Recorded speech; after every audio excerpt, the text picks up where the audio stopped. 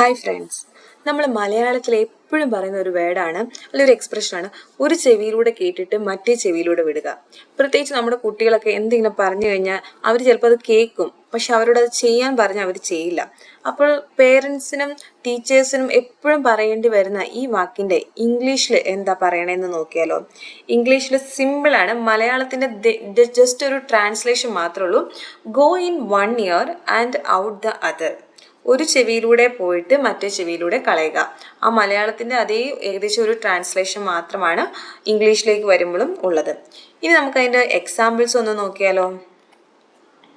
First example, my advice always goes in 1 ear and the out the other. നമുക്കിപ്പോൾ ഒരാളോട് പറയാണ്, ഞാൻ എന്ത് ഉപദേശം കൊടുത്താലും അത് ഒരു ചെവിയിൽ കൂടെ പോയിട്ട് മറ്റേ ചെവിയിൽ കൂടെ കളയുള്ളൂ.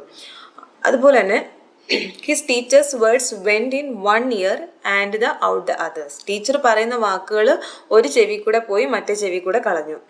Everything I say goes in 1 ear and out the other. എല്ലാം ഞാൻ പറയുന്നത് എല്ലാം തന്നെ ഒരു ചെവി കൂടെ പോയിട്ട് മറ്റേ ചെവി കൂടെ കളയുകയാണ് ചെയ്യുന്നത്. She forget the rules because they went in 1 ear and out the other.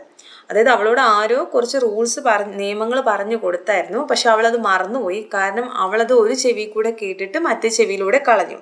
അപ്പം നമ്മളിത് ഡെയിലി ലൈഫിൽ യൂസ് ചെയ്യാവുന്ന ഒരു ഇഡിയമാണ് go in 1 ear and out the other. അപ്പം നെക്സ്റ്റ് ടൈം നിങ്ങൾ ഇംഗ്ലീഷിൽ നിങ്ങൾ കുട്ടികളോടൊക്കെ സംസാരിക്കുമ്പോൾ ഈ ഒരു ഇഡിയം ഒന്ന് ഉപയോഗിച്ച് നോക്കുക. ഇങ്ങനെ നിങ്ങളുടെ ഇംഗ്ലീഷ് അഡ്വാൻസ്ഡ് ലെവലിലേക്ക് മാറ്റാവുന്നതാണ്. Thank you guys.